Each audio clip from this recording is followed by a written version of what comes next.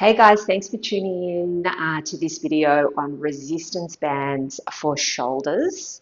We're going to be looking at 4 exercises here and focusing on shoulder integrity. So really warming up the shoulder, connecting into the torso to give the shoulder joint itself some resistance, resilience, so that you can then load it with weights and other movements. So we're really looking at tendon strength here.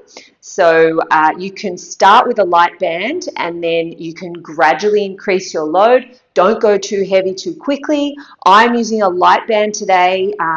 I would start light, get your form down correctly. It's really important that the torso is lined up well with the arm in these exercises so that you're not just isolating movement in the shoulder, but integrating the entire body into the movement, even though we're focusing on the shoulder. So the first exercise we're going to be doing today is going to be a squat press, or you can just do it as a press. Either one is fine. You're going to stand on top of your power band, so it's going to be long. If you're using a TheraBand, just make it into a big hoop. You're going to pull it up, turn the palms backwards, so your fingers are facing your shoulders and the band is on your palms. So from here, if you want to do a little squat, you can.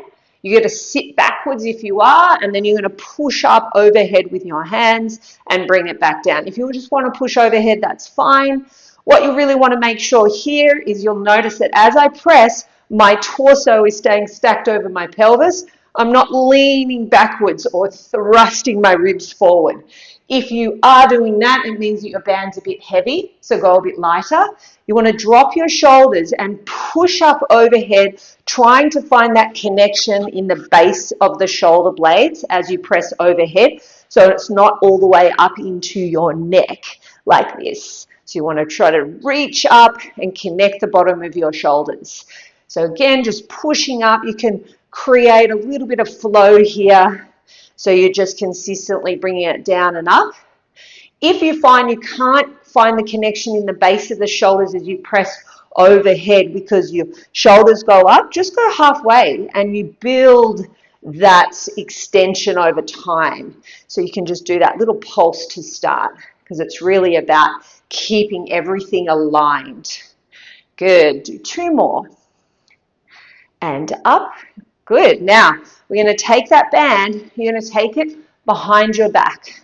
Now, if you have a wall handy, it's great to use a wall as a little bit of feedback. You're going to reach your hands out in front of you like this and keep your chest open. So you're trying not to round through your chest. So now our target is a little bit more through the front of the shoulder and the chest. So we're going to lean against a wall if you have one. So your spine is touching and your shoulders are open. You reach the arms out and then you're going to open them out to the side. Now I'm using the wall as feedback so that I can feel my back against the wall and my shoulders. So as you're opening your arms, you want to make sure you don't pop your back off the wall and find a huge gap. So you're trying to stay connected. And keeping those arms long, you should feel the front of the shoulders working here. So we're really sort of engaging that anterior shoulder. Try to relax the head and neck. You'll see I have a little kink in my knees here so that I'm not fully straightened out with my knees, because it makes it a little harder to get the back connected to the wall. Good. 2 more. Last one. If you need a rest because it fatigues a little bit, that's totally fine. Remember, we're building up a little bit of endurance here. So you're going to have the band under one foot and then the opposite hand is going to hold it. So now we're going to do a diagonal press. So again, we're going to be working external rotation of the shoulder and into that sort of more posterior part of the shoulder, so back of the shoulder. From here, your feet are wide. You're going to start with the band at the opposite hip. You're going to rotate your hand and tuck your elbow into your hip. Then push it out to the side and then back to the hip and back down. So again, not fast here. Make it nice and smooth. Now, if I come onto the diagonal here so you can see me, you want to make sure you're not doing this like that. Yeah, can you see I'm thrusting?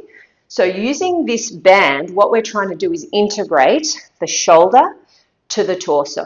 Now, the only way we can do that and get that whole sort of sling of muscles working is if we can stay stacked as we press away and back in. So you want to feel as you press that arm out that your arm and shoulder are working, but if I hold that there and I'm stacked, I can actually feel all the way into the center of my body as well. So we have a focus area, which is our shoulder, and then we have the other areas which are assisting the movement.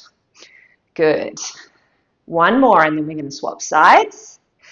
Good, other side. So we're going to take it to the other leg, and you're going to come across and push. Now, if you find one side is way harder, which is really normal, people have discrepancies through left and right. You know, we're all left or right-handed, and we have other things in our life that we do that can give us asymmetries. Then you just work to the range that you can do. So if you can only go halfway to start on one side with really good form, then that's what you do. Because sometimes people will really try and they'll sort of distort their body to get the movement. So instead, just work in that range where you can maintain your form. So it's always form, form, form. And we're going to go tuck it in and press. Good. One more. Tuck it into the hip. Push. Nice. Good. So our last exercise is going to be focusing on the anterior shoulder again, but this time we're going to do it one side and then the other side. So we're going to put it on the back foot, and you're going to hold it so that your thumb and your finger, you're hold it in the middle like that. So your back foot's behind you, you've got your front foot. I'm leaning forward over my front foot from here. Now you can rest your hand on your thigh if you want here, or you can have it off, whichever's comfortable. You're going to take the back hand, so the hand with the band, and it's going to reach out in front of you, and you're going to create a long line. See, from my back foot to my top of my hand, fingers up here, I'm going to reach to the corner and bring it back to my shoulder. I'm going to reach forward and back to my shoulder. The important part of this movement is as you reach, you don't let your shoulder lift up to your ear. So as I reach, I'm trying to stay connected through the bottom of that arm and shoulder. And reach it out. Good. Two more. Reach. Now, I'm using a band that is material. Last one. If you have a rubber band and it's a little sore on your hand, other side, you can use, like just use a little towel under there or a face cloth or something to put underneath so that you're not rubbing so hard. The rubber bands tend to kind of dig into your skin a little bit more than the material ones. And you're going to reach it out, diagonal, and back into the shoulder. And reach again, and back. Good. Stretch it out.